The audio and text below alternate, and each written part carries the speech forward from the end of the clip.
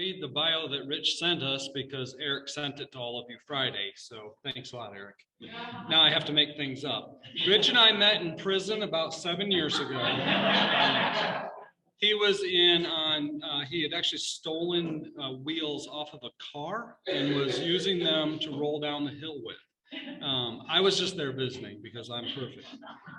Now, Rich is with us from ULEAD today. I don't know if he's spoken to this group before, but ULEAD is a pretty interesting organization. Rich has been there for several years now as their leader, and has a lot of stories about his grandchildren, so we may hear some of them today. So thank you, Rich.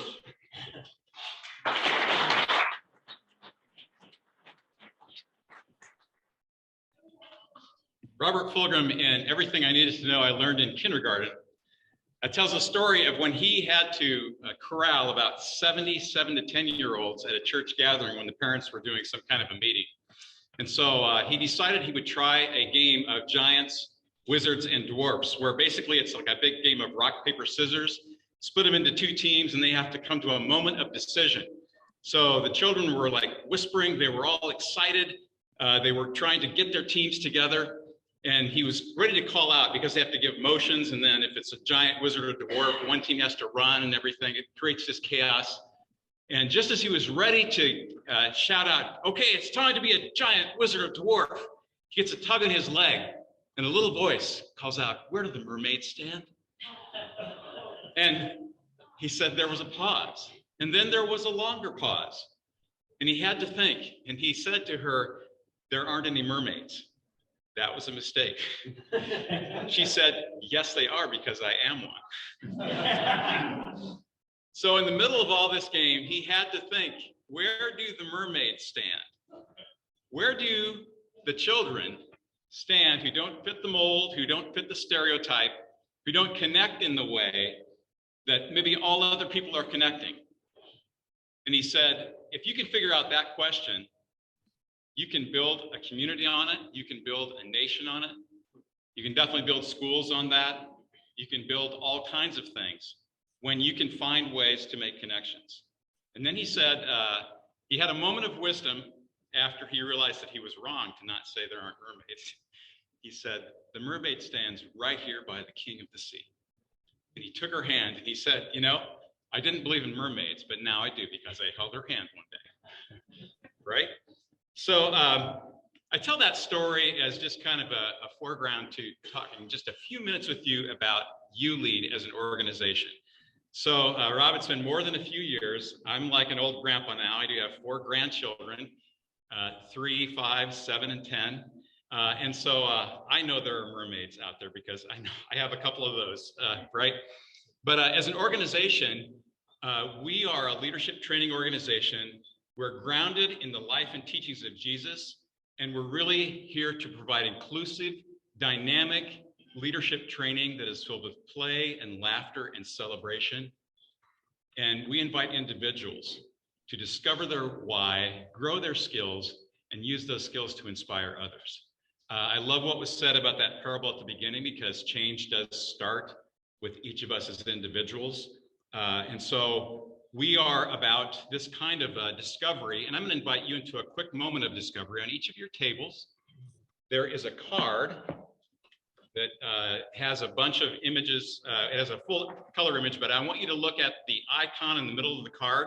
We're going to have like a little moment of discovery here today.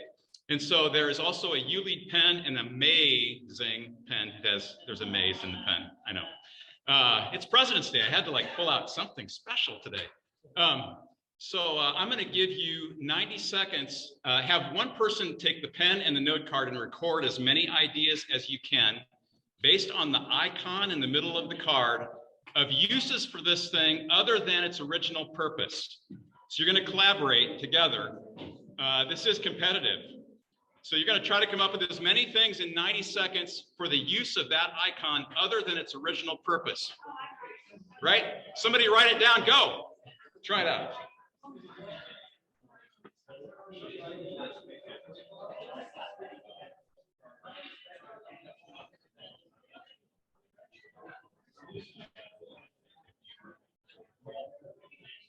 You hold up the card again, please, so that people online can see the card.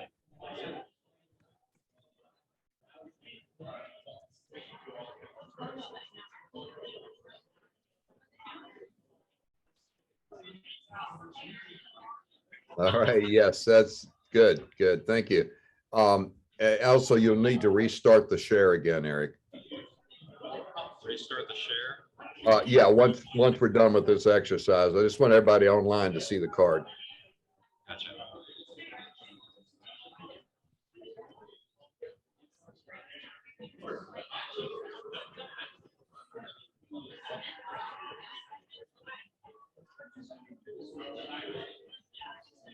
Ten seconds.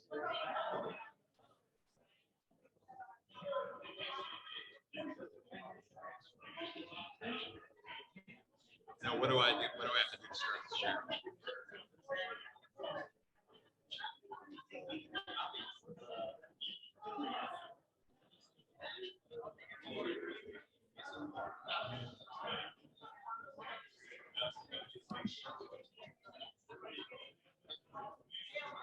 All right, our time is up. Anybody have more than 1,000? More than 20? Let me ask you this. So that's just an example of, so when we talk about these dynamic leadership experiences filled with laughter, play, and celebration, we're inviting students and educators and youth workers into experiences and teams into experiences where they get to practice doing the things that we're talking about. So it's not just a language kind of thing, it's actually to practice that. So I'm trying to advance now to the next slide. And I had to restart the share here. Maybe escape from it. Oh, Let's try. escape from it. Or we'll stop the share because it's something's not right entirely. Okay. Let's try again. Does anybody think you came up maybe with more ideas than if you sat down by yourself to come up with the divergent ideas? Right? So, so part of what we're hoping to do is to kind of get that going, get it front loaded so that we can actually experience what it is to join together, get the human spirit together. Okay. Sorry, Rich. That's all right. We'll get it. So, hey, your president is a troubleshooter. I think you got to give him a little bit of, you know, No, an no, accolade no, there. they don't. They don't? Sorry. Okay. Let's try that. All right. So our vision is to create a movement. And so we see youth and youth workers and educators as people that are really a part of this whole starting a change in our world. And so our whole framework is servant leadership. It comes with some belief statements that we have. We believe that the greatest change agents are people that bring their skills and abilities, understand their why and their purpose, and then use that to inspire others to goodness. And a couple more things I would say about some of our beliefs. We believe that our educators and youth workers possess the passion and capability to unlock the human potential. And we believe that youth are capable and gifted and called to live a life of purpose that makes a difference in their communities. And a lot of times, part of it is us doing equipping and then setting them loose to let their skills come out. I see it in my grandchildren. I want a world for them to be open to their gifts. And U-Lead is about trying to expand and have hope in that possibility. COVID has been like a blanket of whatever. It has been so hard. And when we work with schools and with students, we see what our big thing is like disconnection and just kind of an attitude of just this, it's kind of hanging over, like, right? It's like maybe the variants are starting to slow down, but there's like this trauma that's still hanging over. So educators are leaving the field earlier. Many of them are talking about burnout. We work with clubs like Boys and Girls Clubs and WISE and in and out of school time organizations. And then we also have the privilege of working with schools. There's a lot of behavior issues. There's a lot of things going on with young people. Many of you in this room who work with nonprofits understand the grief and the kind of things that are happening out there. Here's just a couple things to highlight some of our program focus. So we have the leadership training events. We do virtual, which we hate, but we have to because we've had to adapt with COVID. Anywhere from 1 hour, 45-minute sessions that are semester long, all the way through like larger team retreats and adventure camps and things like that. It's about team building, it's about development, and again, it's through play and experiential learning. So this is kind of a goal that we're looking at in terms of, we've been active across the state. We're a partner with the Indiana Board of Education. We're delivering programs across the state of Indiana with the Indiana After School Network. And then there's 105 Boys and Girls Clubs across the state. We work with the Indiana Alliance, that is the parent organization over all those clubs. And we're really hoping to be in some way, be an encouragement, be an organization that comes alongside educators and youth serving organizations all across Elkhart County. We would love to, these cards that I showed you, these are things that are tools that people are using across the US and Canada. Here's a couple local organizations that we are working with, are working to tee up programs with. We have so much respect for all the nonprofits who are already pouring a lot of goodness into youth and families. We're just one piece that comes alongside to bring play and celebration and engagement into that. And so we're active right now, working at some programs. This is one program that we're excited about. It's we call it the Indy 501. It's better than the Indy 500. And teams actually get together and build little cars, and they get complete with a race suit with the milk bottle and everything. And they're learning servant leadership principles at pit stops. They race around a track. Our kits have been broken every time we've taken it out because people get really serious about this. So they're learning servant leadership, but they're building these kits and having to work together and collaborate. And then they're learning about leadership in the process. And so these are, the adults usually break the kits actually. So we're starting these with young people and with adults. Here's just a few members of our team. We're expanding and growing. We're finding our capacity is not enough to take on the statewide contracts and then our growing programs here in Elkhart County. So we have the top row there are our facilitators. The bottom are our office and brand ambassador. We're looking right now to hire a youth facilitator. If any of you have anyone in mind, please send them our way. We're looking to grow our team. So here's some things we'd love to, and I noticed like you have like a grant application on your website, I guess. I hear about that. So our programs really are like partnerships with organizations. So last year we started an adventure camp with the City of Elkhart Parks Department to get kids out to paddle and to do some climbing and to be out in nature and to learn about personal development in that process. They did some biking on the Pumpkin Vine Trail. This summer, we're looking to expand that program to have like one week probably for Boys and Girls Clubs and the other one that's kind of open enrollment. We're excited about that because the outdoors and being in nature is a chance to do those experiential things. And there's a lot of learning lessons that can happen. So if you could spread the word of mouth, sometimes people are like, you know, why lead? You lead, what is this? ULEAD, You Lead Inc. And so our brand ambassador has really done a lot to work on our socials, on our Facebook. We're doing some Facebook live interviews. She's done a lot with our Instagram account. You can find us at You Lead Inc. And just spread the word. We are, so Doug Rister has to put up with us in his suites. Our office is right in downtown Goshen. So thanks for having me be with you. I'm open for any questions you would have today. So that's You Lead. That is us. Yeah. How many youth in Elkhart County does You Lead impact in a year?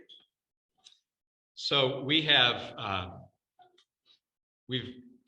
it's been like statewide, it's like over 2,000. In Elkhart County, we are right now we're in like the Elkhart schools, and then we're also in, so that would be like in the middle schools. And those groups of students are probably, you know, more like 15 to 25 students in those groups. The summer adventure camps are small at this point. They're like under 20. And then We do a lot with the staff teams as well. So we've been with like Boys and Girls Club of Elkhart County. We've been at the Goshen Club with the Elkhart Club doing retreats and things like that. So yeah, I don't know. I don't have exact numbers for Elkhart County, but we're definitely getting more active here in Elkhart County with a number of students. Yeah. Hey, Rich, do you do stuff with businesses or organizations that are not youth oriented? So probably about 4 or 5 years ago, we really focused into youth and youth serving organizations as our focus, because we saw the need. And in terms of like our staff, that's my timer. I think my time is about up here. So so we've really dialed into that. We can. I did leave a couple little things. If you want to connect with us, give us your email there.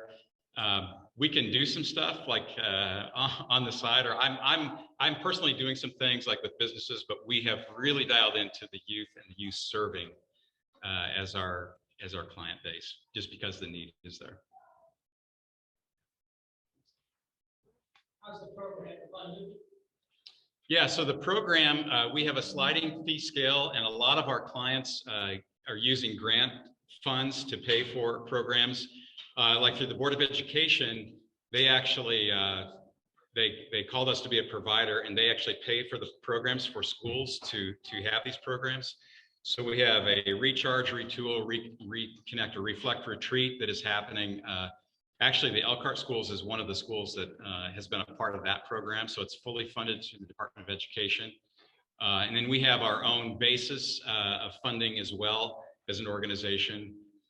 We have a small endowment with the Elkhart Foundation. So we have a base of support. And then beyond that, we have a fee for service that we charge to organizations and work with them also to help get grants to pay for the funding. So. Thanks a lot, Rich. Thank you. Thanks for having me. Thank you very much, Rich, for being here today, sharing a little about you, Lead. Sorry we cut into your time. We'll blame Judge Cristofino for that, but that's all right. And I'm sure Rich will stay around, hang around a few minutes if anyone has questions. I know that I participated in a lot of professional development things through either the Community Foundation or otherwise throughout the county. And it's always great to have you involved. And I love it. You guys like to have fun. You break down those barriers and communication and try to get to people communicating. And communication, as we all know, is pretty important. One of the things that we always like to share with our speakers, and you know, the Elkhart Rotary Club actually founded Wellfield Botanic Gardens back in 2005. I've got a couple of passes here for you to enjoy this spring, if you'd like, or even in the winter. We're open on the weekends. So. And I'd be happy also to give you a tour around if you wanted. My card's in there, set it up. Thanks everyone for your participation. Thanks for participating in our first virtual remote sergeanting. That was actually pretty cool. Judge did a great job. Thanks everyone for finding your mark right up here in front. I was actually very impressed with that. And for everyone online, there is actually a piece of tape that I crisscrossed on the floor, and everyone did a pretty good job standing there, except Jeff Church, but that's okay. We'll get there. He adjusted, self-adjusted of his own. Thanks everyone for all you do in the community. Have a great rest of the week. Go out and make the community a better place. Rotary's adjourned.